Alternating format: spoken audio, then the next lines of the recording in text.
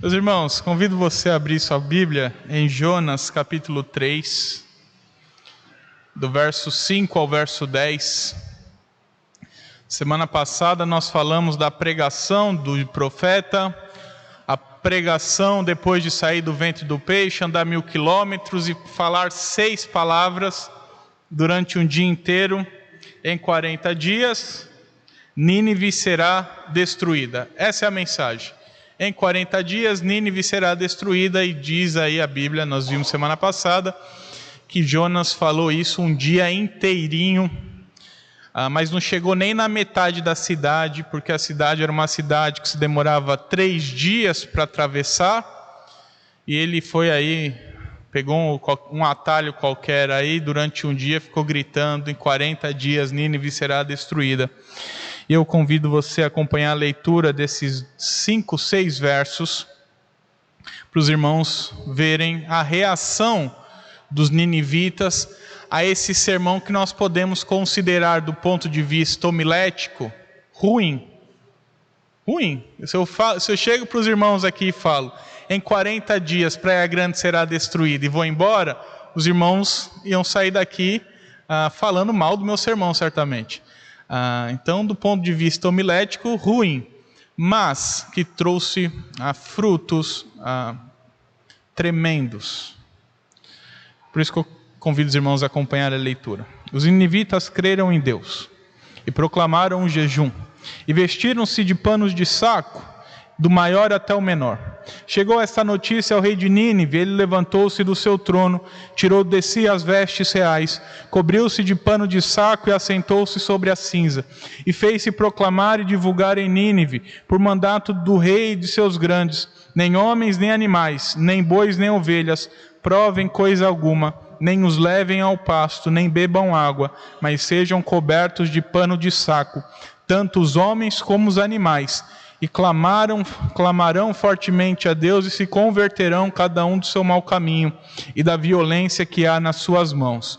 Quem sabe se voltará a Deus e se arrependerá e se apartará do furor da sua ira, de sorte que não pereçamos. Viu Deus o que fizeram, como se converteram do seu mau caminho.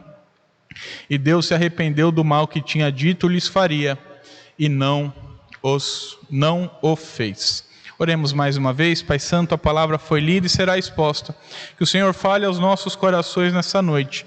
É a nossa oração no nome de Jesus. Amém e amém.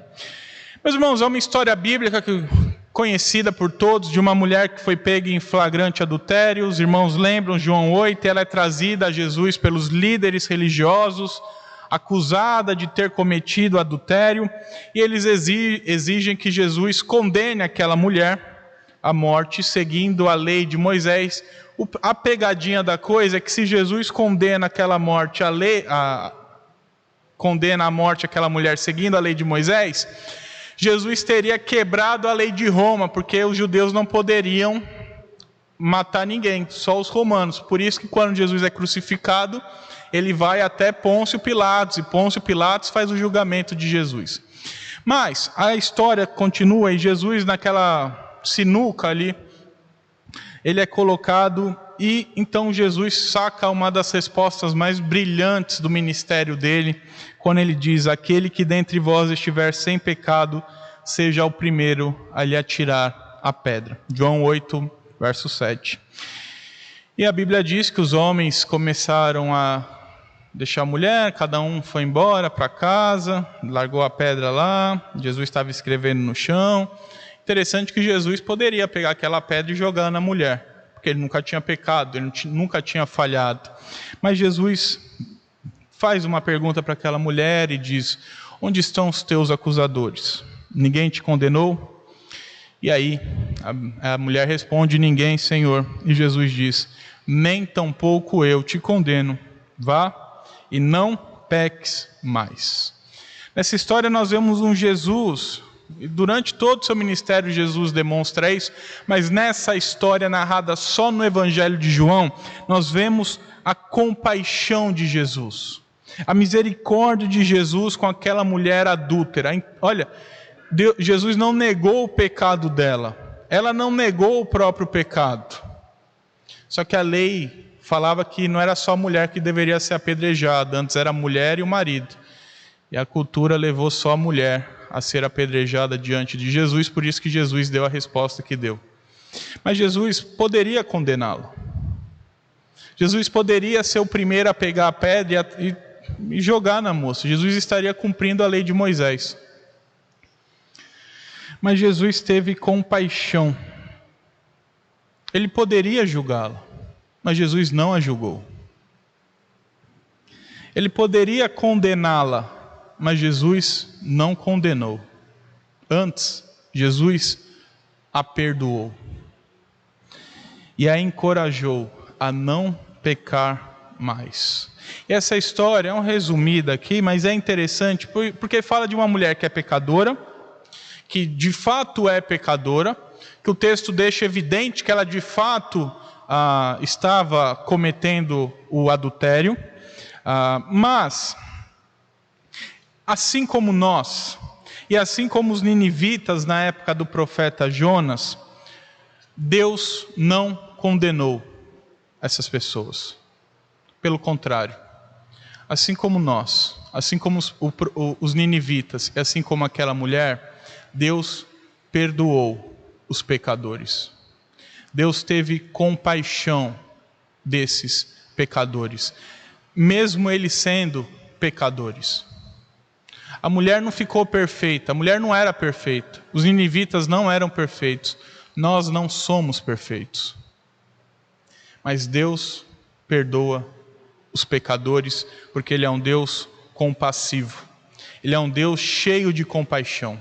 E esse é o tema do sermão dessa noite, que fala sobre o Deus compassivo que perdoa os pecadores. O Deus compassivo perdoa os pecadores. E a primeira lição desse texto está do verso 5 ao verso 9, que o Deus compassivo perdoa os pecadores e para isso Ele muda os corações. O Deus compassivo perdoa as pessoas, mas para isso Ele muda o coração da pessoa. Do verso 5 ao verso 9, o texto começa dizendo a reação dos ninivitas. E é interessante que eles escutaram a pregação do profeta, a pregação de 6 palavras do profeta, que não chegou na cidade inteira. Lembra, a cidade é 800 quilômetros quadrados, 3 dias para percorrer. Jonas andou um só gritando, olha, em 40 dias Nínive será destruída. E essas pessoas, mesmo depois de escutarem esse sermãozinho rápido, a Bíblia diz que a reação delas foi terem fé em Deus e se arrependerem de seus pecados. Que são, meus irmãos, as 2 principais evidências da conversão. Qualquer pessoa que se converteu de seus maus caminhos, ela apresenta 2 evidências. A fé genuína em Cristo Jesus como Senhor e Salvador, a fé em Deus e o arrependimento sincero.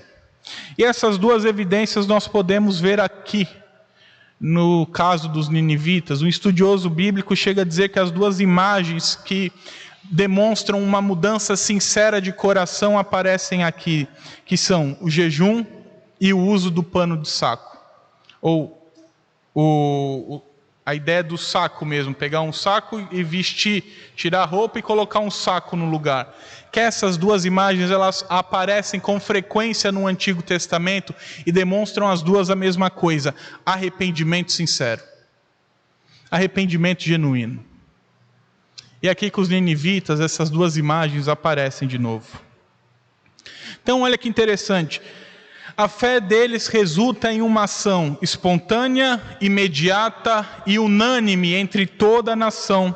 Eles se vestem de pano de saco, para demonstrar que eles estavam humilhados diante de Deus, que estavam sofrendo e de luto, provavelmente pela nação, por suas vidas, pelos maus caminhos que eles seguiam, e essa era uma declaração de desvalorização pessoal, e foi feita por todo o povo, desde o maior até a criança.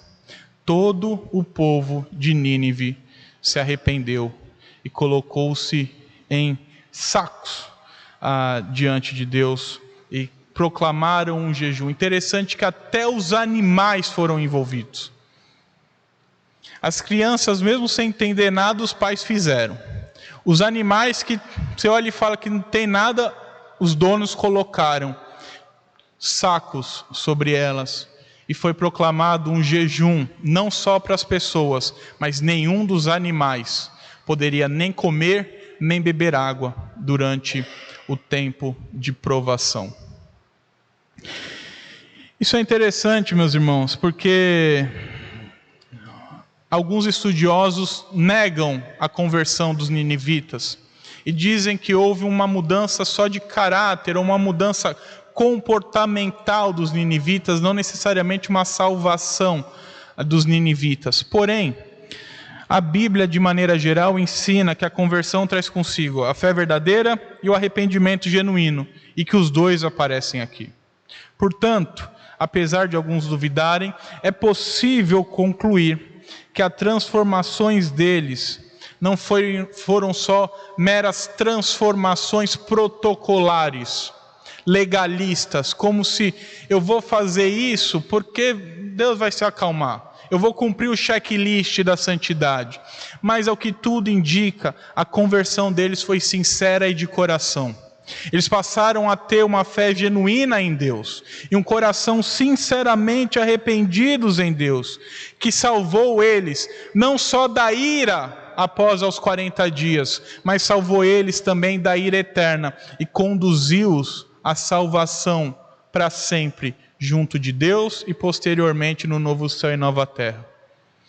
E quem diz isso, mais do que eu, e mais do que o profeta Jonas, é o próprio Senhor Jesus Cristo, quando em Mateus 12:41, eu vou pedir para o Bruno projetar aí para a gente, Mateus capítulo 12, verso 41, quando Jesus, o próprio Jesus, destaca os ninivitas da época de Jonas como alguns dos que se levantariam para julgar os ímpios. Então o próprio Jesus está declarando que os ninivitas que aqui se converteram são pessoas salvas, que se converteram para a salvação, para a vida eterna, porque quem se levantará para julgar com Jesus no último dia serão salvos. E nós, então, lembra o PowerPoint aí que você tem tanto medo do juízo final, que Deus vai aparecer mostrando seus pecados? Você não vai passar por isso, tá? Você vai estar do outro lado vendo o PowerPoint dos ímpios lá e Deus passando pecado por pecado. Porque Deus chama os justos, e os justos, aqueles que se converteram de verdade, aqueles que são salvos, reinarão com Cristo e julgarão os ímpios. E Jesus está dizendo que os ninivitas, olha o verso 41, os ninivitas se levantarão no juízo com esta geração e a condenarão, porque se arrependeram com a pregação de Jonas, e eis aqui quem é maior do que Jonas. Então o próprio Jesus testifica da salvação desses homens, que essa fé genuína, esse arrependimento sincero resultou em salvação. E é interessante que o texto diz que não só a população comum da cidade de Nínive se arrependeu e teve fé, mas as lideranças da cidade também. Então o rei, o governante, o principal líder ali da cidade, o prefeito de Nínive se converteu e decretou oficialmente que todos os cidadãos, incluindo os animais, deveriam fazer um jejum e deveriam clamar fortemente a Deus. Então deveriam se colocar em oração e se converter de seus maus caminhos, abandonando seus pecados, a fim de que Deus pudesse se arrepender do anúncio que tinha feito e não mais derramar sua ira sobre aquela cidade. Isso é interessantíssimo, meus irmãos, porque se tem uma coisa que Nínive não fazia, era jejum. É raro, é quase a única vez que acontece Nínive levantar um jejum para aplacar a ira de Deus. Porque para com as divindades dele, os ninivitas enfeitiçavam a divindade para fugir da ira. É interessante porque eles encontravam meios de fazer encantamentos para a divindade ficava meio cega durante um período, e eles passavam pela ira daquela divindade. Eles não faziam jejum. Mas aqui você vê um arrependimento sincero, que faz com que eles não façam os velhos hábitos deles, mas que eles façam novos hábitos que o povo de Deus faz: jejuar, se arrepender, não tentar mentir para a divindade, não tentar enfeitiçar o falso Deus deles, mas se arrependerem de coração, se humilhando de modo sincero ao Deus vivo e verdadeiro, mostrando que eles de fato creram na mensagem do profeta Jonas. E isso nos traz uma pergunta fundamental para esse sermão. Se Jonas pregou para uma parcela da população um sermãozinho de 6 palavras, como aqueles homens entenderam e tiveram noção do que iria acontecer? Meus irmãos, você não sabe, a Síria, que é a nação em que Nínive é a capital, era a nação mais poderosa. Ainda não tinha se tornado a mais poderosa, mas estava caminhando para ser a mais poderosa da região e possivelmente do mundo naquele período. E aí chega um profeta de uma nação menor, de uma nação que está sob jugo dos assírios, que era Israel, principalmente a região do norte, que era a região do profeta Jonas. E esse homem fala assim: olha, em 40 dias vocês vão ser destruídos. Ele não fala para toda a cidade, ele fala para uma parcela da cidade. E nós vemos uma reação tão grande. Humanamente falando, meus irmãos, nada foi feito pelo profeta. O profeta pregou um sermão desleixado, ele nem queria que aquilo acontecesse. Tinha uma coisa que o profeta Jonas queria, que aquilo não acontecesse. E os ninivitas também não possuíam o entendimento da coisa. Os ninivitas não entendiam que era Deus, eles nem conheciam a Deus. Eles adoravam falsos deuses, ídolos criados por eles. Como um profeta de uma nação menor, que anda 1000 quilômetros, provavelmente fedido, depois de 3 dias no ventre do peixe. Há estudiosos que especulam que a pele dele não estava pele, estava meio em carne viva por conta do ácido sulfúrico, o ácido do estômago, do peixe. Que aí durante 3 dias aquele ácido corroendo a pele dele, ele saiu, foi vomitado.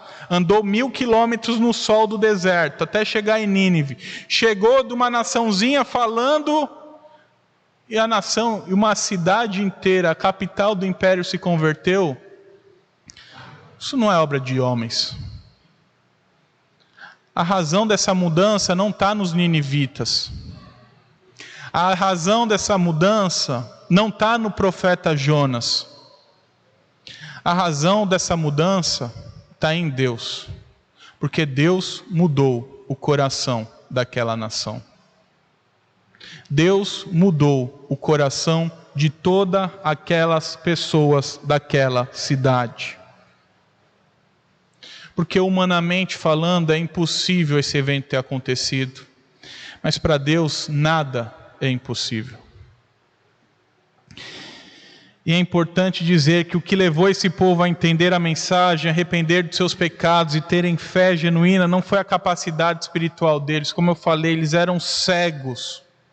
Eles nem sabiam quem era Yahvé. Eles nem sabiam quem era o Deus da aliança. Eles não tinham a menor ideia de quem era. Eles não tinham capacidade espiritual para entender. Como?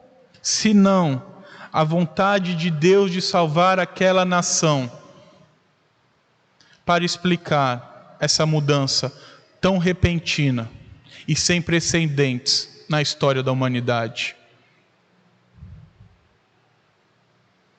Deus fez um milagre na vida daquelas pessoas. Deus mudou o coração daquelas pessoas. Deus deu coração novo àquelas pessoas.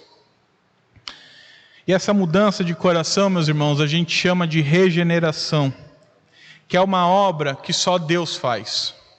É uma obra que independe da nossa vontade. É uma obra que não depende da vontade do homem, sabe por quê? Porque senão o homem nunca ia querer. E graças a Deus que Deus não faz as coisas de acordo com a nossa vontade, porque a gente não ia querer a Deus. Mas Deus muda o coração do homem, para que ele entenda a mensagem, e se arrependa, e se converta, e tenha fé nele, mesmo que a mensagem seja de 6 palavras, em 40 dias Nínive será destruída. O profeta não citou o nome de Deus, o profeta não falou o que era para eles fazerem, o profeta não falou nada, mas aquela mensagem fez total sentido para a vida deles.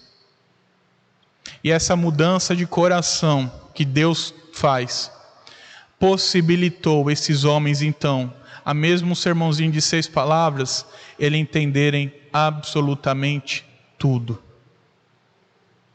Desenvolverem uma fé genuína no Senhor e se arrependerem de seus pecados. E após essa regeneração que acontece no interior, no inconsciente do homem, essa regeneração é trazida à luz no momento da conversão. E essa conversão vem através da pregação da palavra de Deus, como diz Romanos 10:17. E como Paulo diz aos Romanos também, como crerão se não há quem pregue? Só que nós não podemos esquecer, meus irmãos, que nós pregamos o Evangelho para que pessoas se convertam, sim.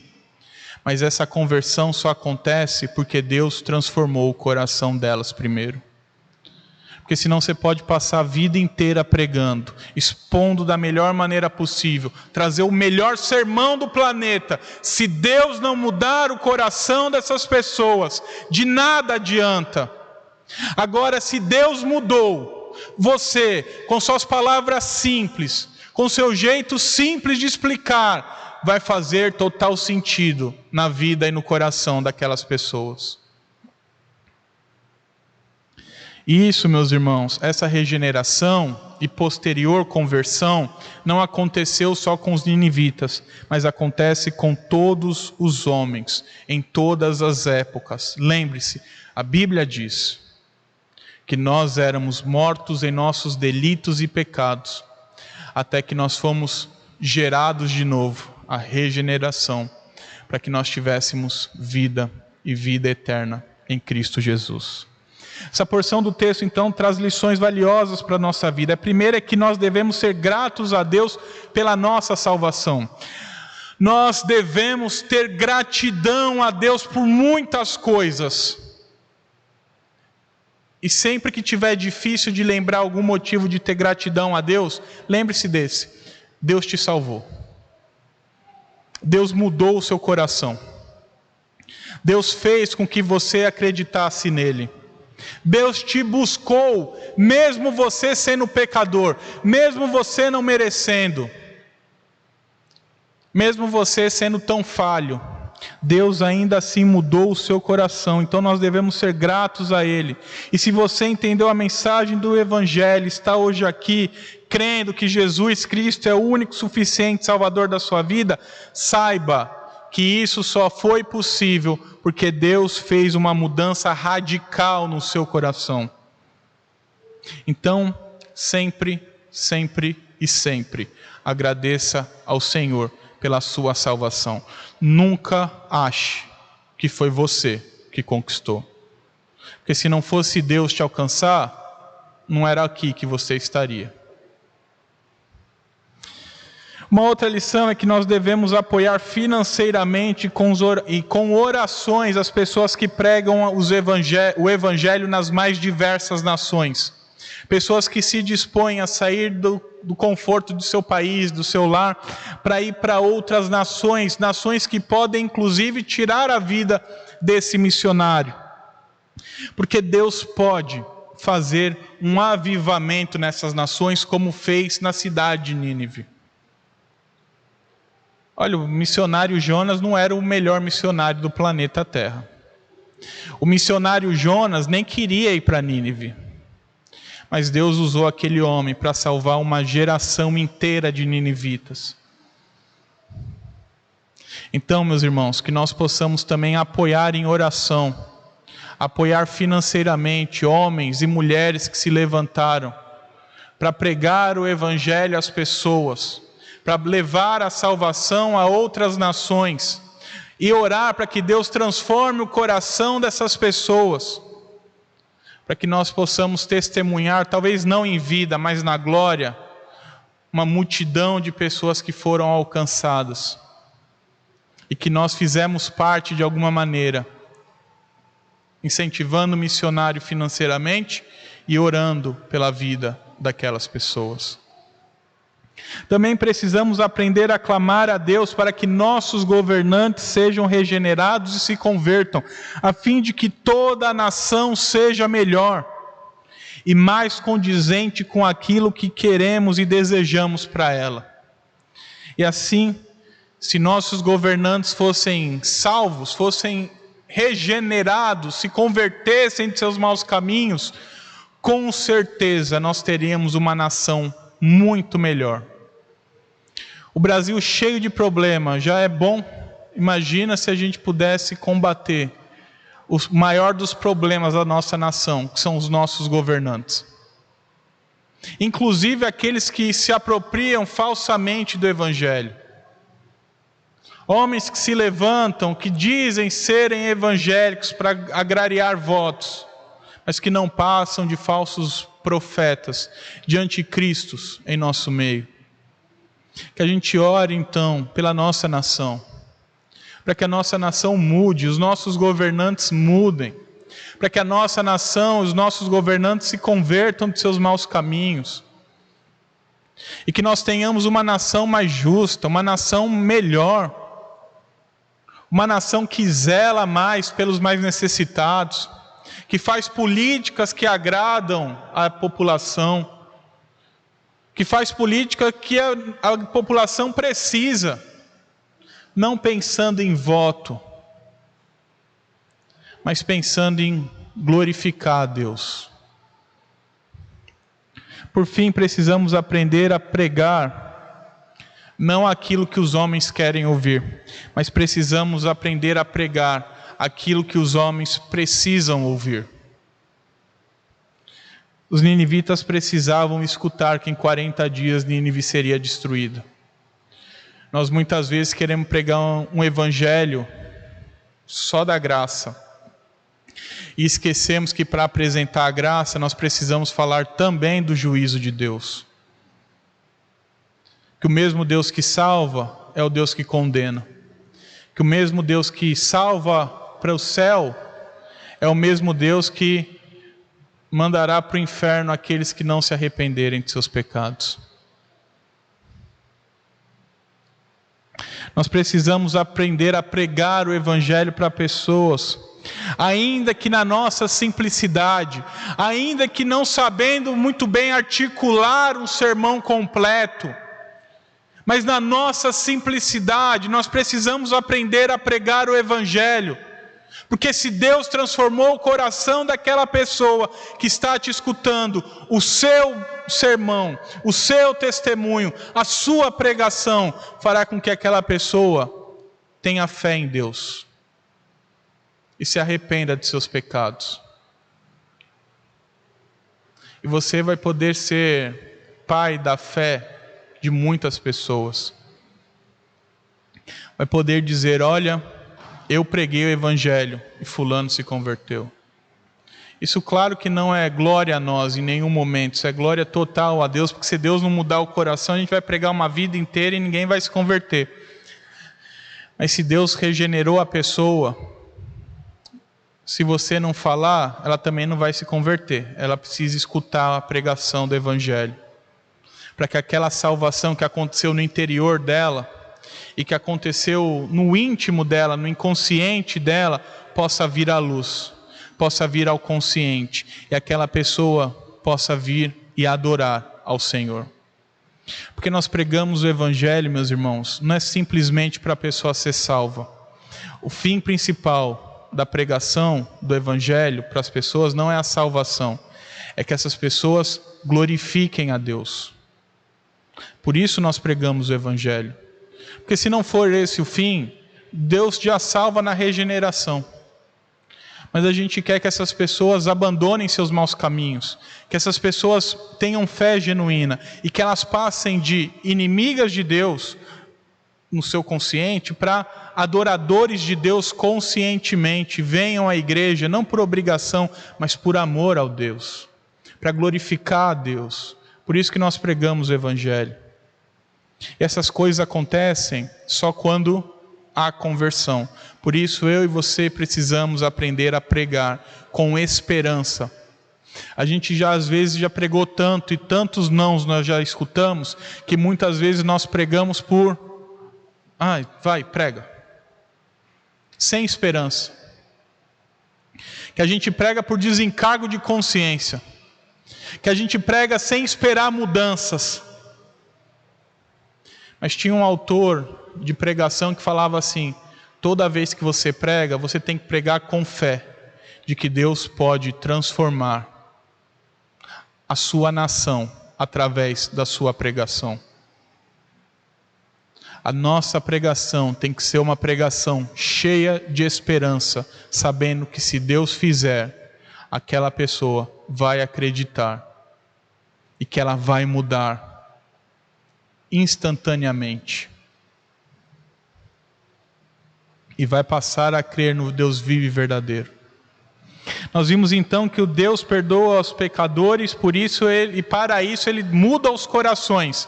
E a segunda lição desse texto é que Deus compassivo perdoa os pecadores, por isso ele não os condena. No verso 10, a Bíblia diz que Deus viu o que eles fizeram, de como se converteram sinceramente de seus maus caminhos. Então se arrependeu do mal que tinha dito que faria a eles. A gente tratou isso na EBD da manhã, mas eu vou relembrar aqui os irmãos, quem não estava também. Deus não se arrepende de maneira moral. Ou seja, Deus não foi chorar no quarto lá, falar: meu Deus, como que eu fui falar tal coisa? Deus não muda assim. Quando a Bíblia diz que Deus se arrepende, é uma linguagem humana para que a gente entenda que Deus iria fazer uma coisa, mas por conta da mudança faz outra. A mudança é como Deus trata as pessoas, porque Deus é imutável em seu ser, mas o nosso relacionamento com Deus é dinâmico, é vivo, é verdadeiro. Deus não é uma parede, você ora, bate oração lá e Deus se relaciona conosco. Então quando você obedece a Deus, a Bíblia diz que Ele é o verdadeiro galardoador daqueles que o buscam. Mas quando você não obedece, Deus não deixou de te amar, mas Ele disciplina você. Se você obedecesse, Ele não ia te disciplinar. Então Deus diz: olha, se vocês não se arrependerem nos seus 40 dias, é ira. Mas como eles se arrependeram, Deus não vai mais mandar ira. Deus agora manda a sua salvação e graça para a vida daquela nação.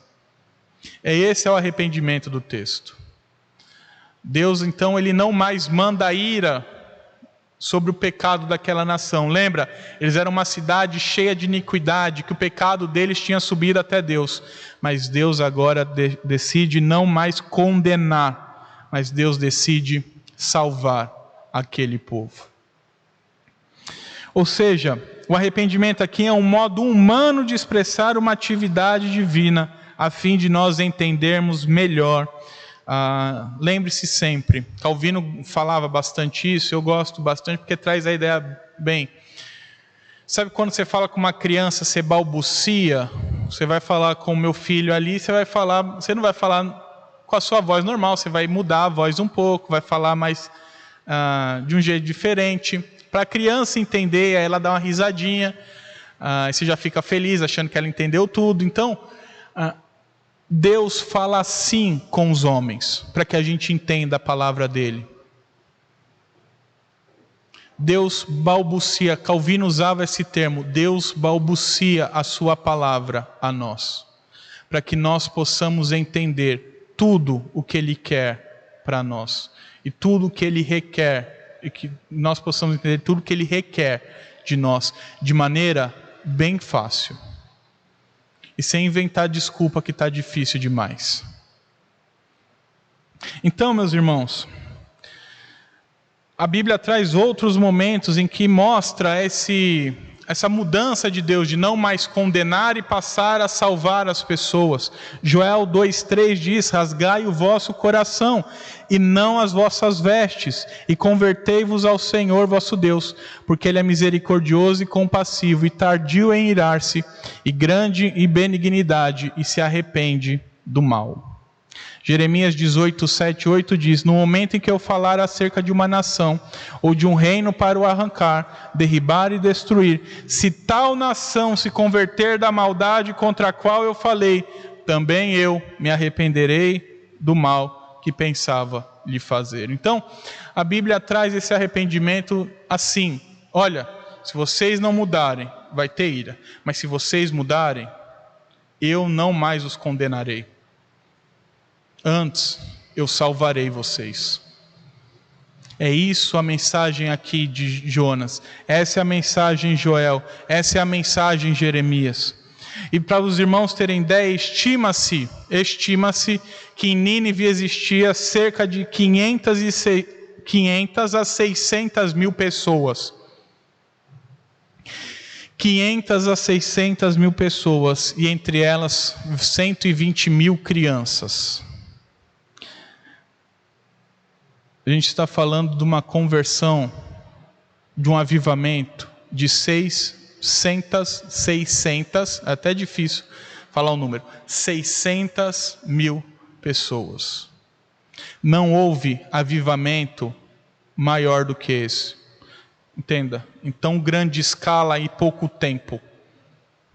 Nós vemos avivamentos na Inglaterra durante o primeiro e o segundo grande avivamento, quando cidades inteiras se converteram, quando prostíbulos e bares foram fechados em decorrência dessas conversões. Nós vemos nos Estados Unidos grandes avivamentos também, nós vemos na África do Sul grandes avivamentos também, mas nenhum desse tamanho, de uma cidade desse tamanho, que toda a cidade se converteu. E esse texto, meus irmãos, traz lições para as nossas vidas. A primeira é que quando Deus salva, Ele salva perfeitamente. Deus não fica avaliando como serão as coisas após a conversão para ver se te mantém salvo ou não. Por quê? Porque a sua salvação não está baseada em você. A nossa salvação não está baseada em mim, porque eu não presto, eu nunca prestei, e vou morrer pecador. Todo mundo aqui é pecador, pecou e continua pecando. Se a salvação fosse baseada em nós, nós nunca íamos ser salvos. E mesmo que fôssemos salvos, todos iríamos perder a salvação, porque todos já pecamos aqui. Mas a salvação de Deus não é baseada em nós, a salvação de Deus é baseada nele e na obra dele. E por isso que uma vez salvos, para sempre salvo. Porque a obra perfeita é dele. E se a obra é dele e é perfeita, não tem como falhar. Também podemos ter esperança de que absolutamente qualquer um que se arrepender sinceramente de seus pecados, Deus terá compaixão dessa pessoa. Não porque Deus é obrigado a ter.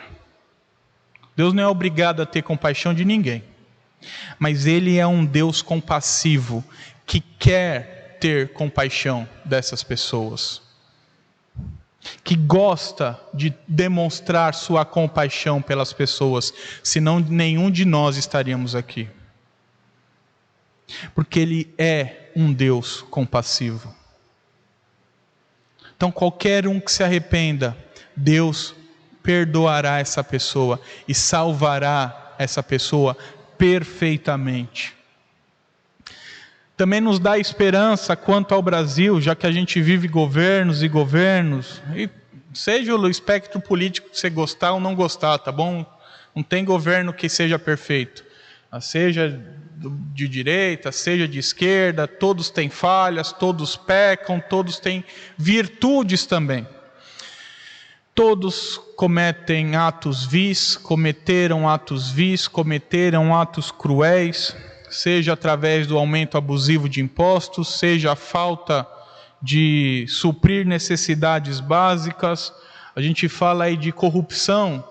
Eu nasci tem pouco tempo, nem tão pouco tempo assim, mas meus pais nasceram, meus avós nasceram, minha bisavó já reclamava de corrupção no Brasil.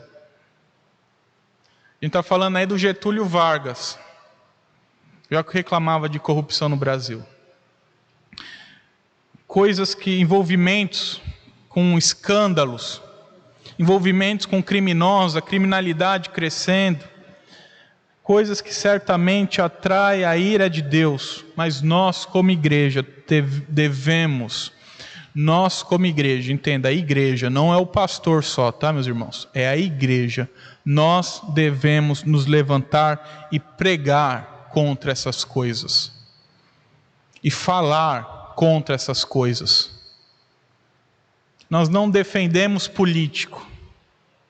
Nós defendemos o Evangelho. E falamos o que está errado e que precisa ser mudado em nossa nação, em nossa cidade, em nosso bairro. Nós não podemos nos contentar com o pecado, meus irmãos. Nós não podemos viver uma civilização tão pecaminosa e achar tranquilo, e achar bonito, e achar que está tudo bem.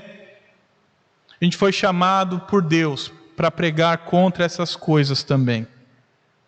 Nós vimos então no começo desse sermão a história da mulher adúltera que foi alvo da compaixão de Jesus, o Deus encarnado que é compassivo para perdoar pecadores.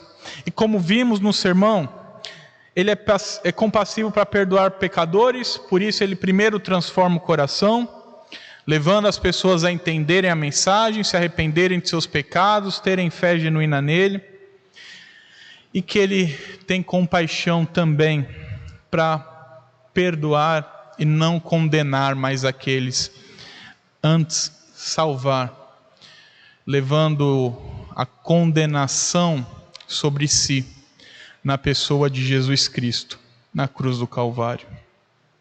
E a pergunta que nos traz é: a gente tem levado essa mensagem? A gente tem falado essa mensagem do Deus compassivo, do Deus que tem compaixão e perdoa aqueles que se arrependem e creem nele verdadeiramente? A gente tem levado essa mensagem da compaixão de Deus para as pessoas?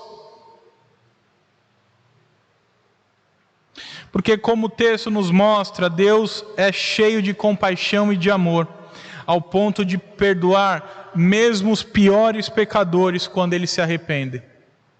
Portanto, devemos acreditar que Deus tem poder para perdoar absolutamente qualquer um, e perdoa qualquer um que estiver de coração transformado e que verdadeiramente crê nele e se arrepende de seus maus caminhos. Por isso, somos chamados a levar essa mensagem de salvação para as pessoas. E precisamos, mesmo contra a nossa vontade, ou vergonha, ou qualquer outra limitação que nós nos colocamos, nós precisamos anunciar que Deus tem compaixão e que Deus perdoa aqueles que se arrependem e se convertem, independentemente do tamanho dos seus pecados. O próprio Jesus leva essa mensagem. O próprio Jesus leva a mensagem de salvação a pecadores, e em um caso muito explícito disso, o ladrão da cruz, que foi preso justamente, que era bandido, e bandido perigoso, porque foi condenado à crucificação, que era a pior pena que um bandido podia receber. Ele se mostra arrependido e com fé em Cristo e pergunta: o Senhor pode lembrar de mim? E Jesus responde: hoje mesmo estarás comigo no paraíso.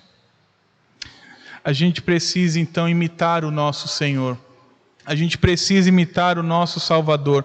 E como missão para nós, quando sairmos por essas portas, nós devemos levar essa mensagem às pessoas que estão perdidas, cegas em seus delitos e pecados, que o Senhor é um Deus cheio de compaixão, cheio de amor e que perdoa aqueles que se arrependem. Porém, aqueles que não se arrependem, Ele mesmo condena por toda a eternidade, primeiro no inferno e depois no lago de fogo e enxofre. Que Deus nos abençoe e que você possa ter um momento de oração, primeiro agradecendo a Deus pela salvação que você tem, e depois pedindo a Deus para que Deus te use, independentemente de você. Você é cheio de imperfeição. Eu sou cheio de imperfeição. Ninguém aqui é perfeito. Ninguém aqui é suprassumo na santidade. Todo mundo tem seus pecados, todo mundo tem suas falhas. Mas mesmo assim Deus nos usa. O profeta Jonas também tinha e Deus usou. O profeta Jonas era fujão e desobediente. E Deus usou. Então, ore agradecendo pela sua salvação. E peça para que Deus te use e te capacite, mesmo você sendo imperfeito, para cumprir ao chamado dEle, de pregar essa mensagem às pessoas, para que elas se convertam e se arrependam dos seus maus caminhos. Oremos? Enquanto o grupo de louvor se posiciona, você ora, e depois eu nos conduzirei a Deus numa oração.